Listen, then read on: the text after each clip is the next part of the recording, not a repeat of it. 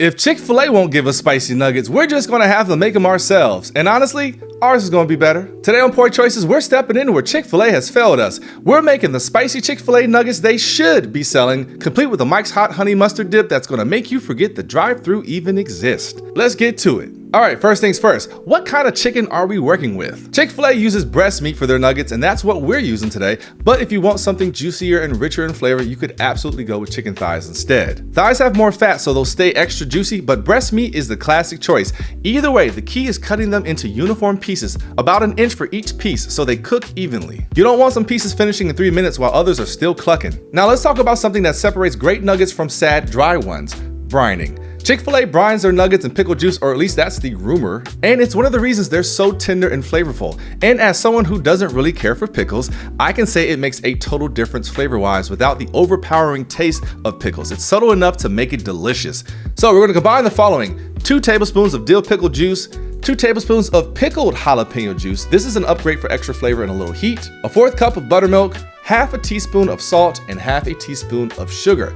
Mix it all together, get your cut up chicken in there, let it soak for at least an hour, but overnight if you really want to level up. Either way, when you're done, shake off the excess brine because we want juicy nuggets, not ones that drown your flour in liquid. Less drip, better crisp. Next up, we gotta make our dry coating. We're gonna mix together 1 cup of all-purpose flour, 1/4 cup of cornstarch, which is gonna give us some extra crunch, 2 tablespoons of powdered sugar, and don't skip this because this is actually gonna give us that signature Chick-fil-A sweetness, 1 teaspoon of Lawry seasoned salt, 1 teaspoon of black pepper, 1/2 teaspoon of smoked paprika, 1/2 teaspoon of garlic powder, 1/2 teaspoon of onion powder, 1/4 teaspoon of cayenne pepper, and that's just going to add some warmth without overpowering it, 1/2 teaspoon of baking powder, another crispy coating hack, and 1/2 teaspoon of MSG. And let's talk about it. Let's address the delicious elephant in the room, MSG. Back in the 90s, people thought MSG was the villain of the food world, and it got unfairly tied to Chinese food due to misinformation and honestly stereotypes. But guess what? Science came through and said, nah, MSG is completely safe and it makes food taste amazing without messing with the flavor profile. That can't stop eating factor in fast food? Yes, that is MSG doing its job. So we're using it here. Mix all this thoroughly so your seasonings are mixed evenly throughout, which by the way, shout out to the viewer who recognized that this really isn't a Poor Choices meal without smoked paprika. I love me some smoked paprika.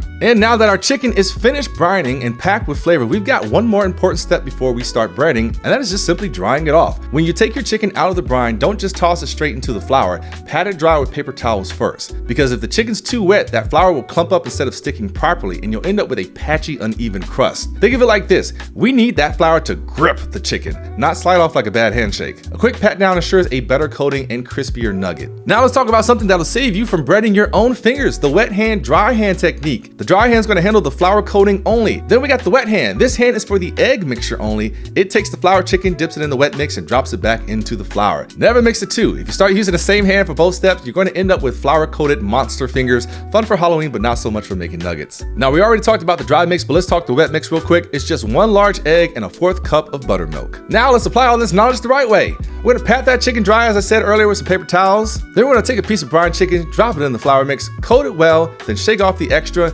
Pick it up, dunk it in the egg buttermilk mix, let that excess drip off, and then drop it back into the flour again, press it in, and then shake off the excess. We're shaking off the excess because if there's too much flour, it won't fry evenly. It just turns into flaky, loose bits that fall off in the oil instead of sticking to your nugget. We want a crispy textured layer that holds up. Once you've dredged your nuggets in flour and done the whole wet hand, dry hand routine, don't just throw them straight into the oil. Let them chill for about 10 minutes.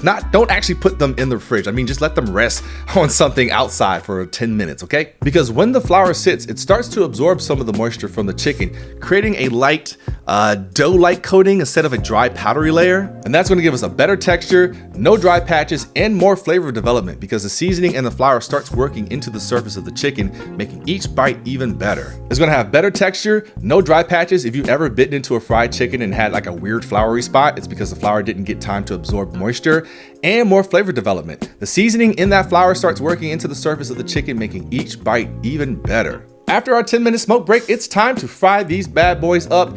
Deep frying wins on texture, there's no debate about that, but you can also stovetop fry in like a Dutch oven with like 2 inches of oil. That works here as well. Just use a thermometer to keep it at 350, and that's exactly what we're aiming for today, 350 degrees for our oil. But if you don't have a deep fryer or you just don't feel like frying, there are alternatives. You can air fry these for 10 to 12 minutes at 400 degrees.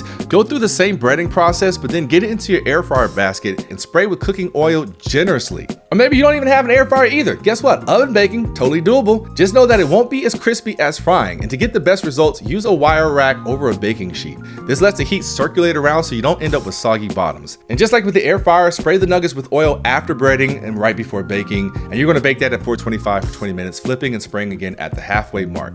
But as I mentioned, we're going with the deep fryer, and we're just gonna do these for 3 to 4 minutes. That's all it takes if you've cut your pieces into equal sizes. Now let's talk sauce, because sure, you can eat these nuggets on their own, but a great dipping sauce takes it to another level. So we're making this spicy honey mustard, but this isn't just regular honey mustard with a little heat.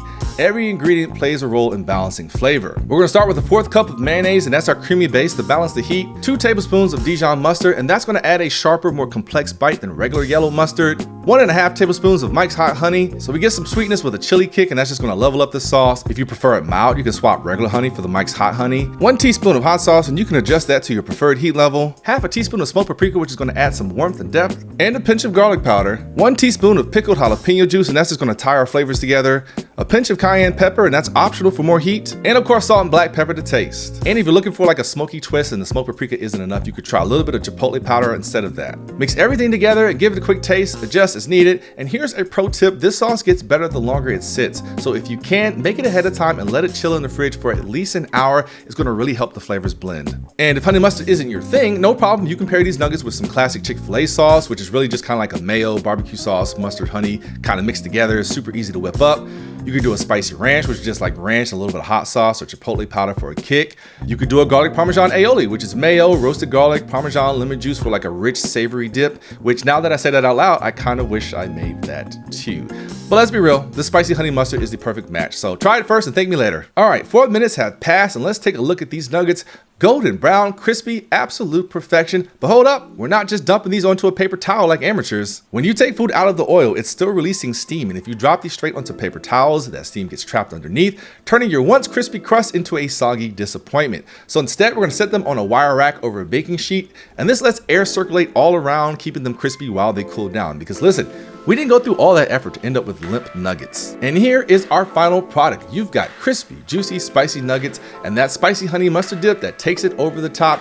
Chick-fil-A could sell these, but they don't, and that's why you had to take matters into your own hands. Look how powerful you are. And I'm gonna keep it a buck with y'all. These are really, really good, like insanely good. You could probably sell these illegally out of your house, and the police wouldn't even shut you down if you slipped them like a 12-piece. As for a poor choice, I understand that as a Christian organization, cracking open a cold one while eating the food isn't exactly holy, but we're gonna do it anyway. So I suggest a spicy margarita. That little hit of lime and tequila cuts through the heat perfectly. Or if you're feeling fancy, like a citrus wheat beer, maybe like a Blue Moon, that's a good move. Of course, if you're worried about keeping it holy, you could always just bless the bottle before you drink it. I'm pretty sure that's how it works. And hey, if anyone from Chick-fil-A is watching, listen, we can work something out.